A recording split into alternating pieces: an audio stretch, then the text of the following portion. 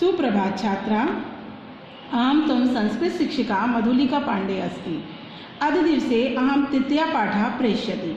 सर्वप्रथम सुविचारा विद्या ददाति विनयम, विद्या विनय देती है। ठीक है। तृतीय पाठ आपका गणतंत्र दिवस है और यह एक संवाद है। संवाद जो शिक्षक और बच्चों के बीच में है, इसको हम लोग फेयर कॉपी में लिखेंगे नहीं, इसके सिर्फ अभ्यास और क्वेश्चन आंसर लिखेंगे। तो मैं आज आपको इसको समझा दे रही हूँ। शिक्षकः सुप्रभातम छात्राः कथं चलित पूर्व अभ्यास। शिक्षक ने पूछा, छात्र सुप्रभात, आपका पूर्वाभ्यास कैसे चल रहा है। सर्वे गुरवे नमः सम्यक प्रचलति। गणतंत्र दिवसार्थ राष्ट्रगानम राष्ट्रगीतम च ताल लयबद्ध अभ्यासमः। ठीक है। बच्चों ने कहा, गुरुजी नमस्ते, गणतंत्र दिवस के लिए राष्ट्रगान और राष्ट्रगीत का ताल और लयबद्ध अभ्यास चल रहा है। शिक्षिका, उत्तम, बहुत अच्छा। देशभक्ति पराणि अन्यानि गीतानि अपि प्रस्तुतुं प्रभवन्ति।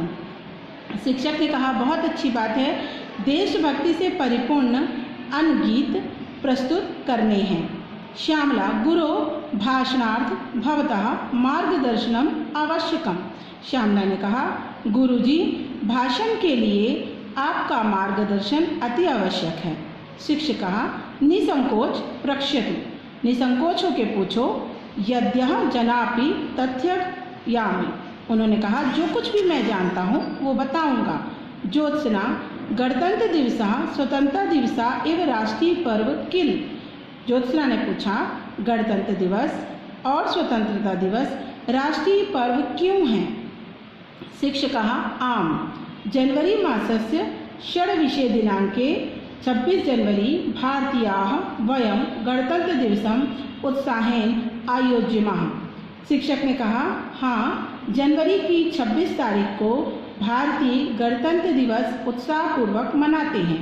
राजेश, अस्मिन् पर्वणि दिल्ली नगरे स्थलसेना, जलसेना, वायुसेना, पदचालानिका अद्भुतम चित्ता आकर्षण च भवति श्रुतम मया। राजेश ने कहा, मैंने सुना है कि इस दिन दिल्ली में स्थल सेना, जल सेना और वायुसेना जो है वह पदचलतुम का मतलब होता है परेड करना, है ना। परेड करते हुए चित्त को आकर्षित करती है। सुहासिनी, गुरो अत्र महोत्सवे वायुयानम जेट विमानानि उड्डयन्तु वर्णरंजित धूमं च निसासरयन्ति इति श्रुतम मया। सुहासिनी ने कहा, मैंने सुना है कि इस महोत्सव में वायुसेना के जेट विमान रंगीन धुएं उड़ाते हैं।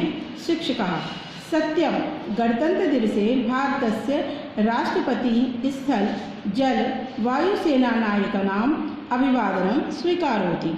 शिक्षक ने कहा, सही बात है, गणतंत्र दिवस के दिन राष्ट्रपति स्थल जल और वायुसेना का अभिवादन स्वीकार करते हैं। बेटा, अभिवादन का मतलब होता है सैल्यूट स्वीकार करना। आपने देखा होगा कि जब गणतंत्र दिवस की परेड होती है तो उस समय राष्ट्रपति खड़े होकर सैल्यूट स्वीकार करते हैं और सेना के तीनों अंगों के अध्यक्ष राष्ट्रपति ही माने जाते हैं। एवं विभिन्न राज्येषु तदंत्र राज्यपाल प्रतिनिधिस्य वहन्ति, वहाँ पर विभिन्न राज्यों के राज्यपाल और अन्य देशों के प्रतिनिधि भी आते हैं। विविध प्रांतेभ्यः समागताः कलाकाराः सांस्कृतिक कार्यक्रमें जनपद नृत्यां च जनमानसा रंजति। वहाँ पर अन्य राज्यों के कलाकार अपने सांस्कृतिक उत्सव को नृत्य और गायन के द्वारा दिखाते हैं, जो कि बहुत सुंदर दिखता है। नरेशा, गुरु गणतंत्रम इत्यस्य किमर्थ। नरेश ने पूछा, गुरुजी गणतंत्र मतलब क्या। शिक्षकः समुचिता प्रश्न, सही प्रश्न है। भारतम स्वशासनेन धारणेन रचित्यां राज्यानां गणरूपं वर्तते। राज्य स्तरे प्रादेशिकं शासकं, राष्ट्रीय स्तरे गणतंत्रम एक रूप प्रवर्तते। शिक्षक ने कहा कि भारत का स्वयं के द्वारा रचित शासन ही गणतंत्र है।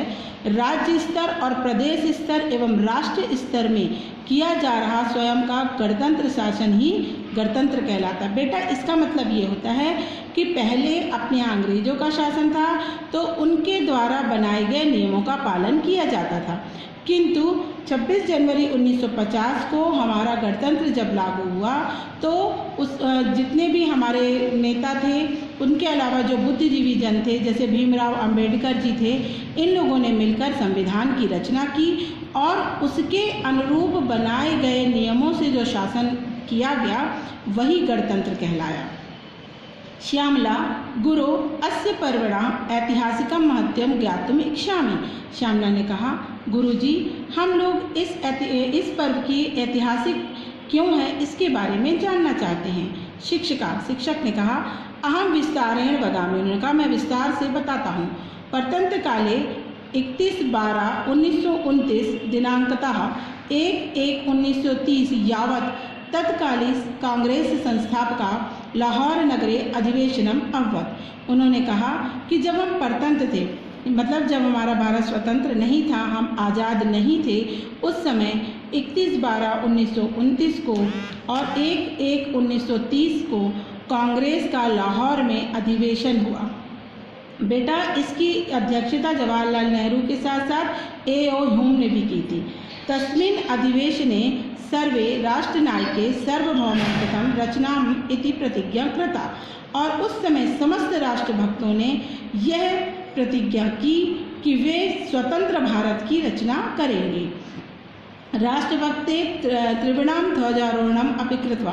राष्ट्रभक्तों ने अपने तिरंगे को फहराया।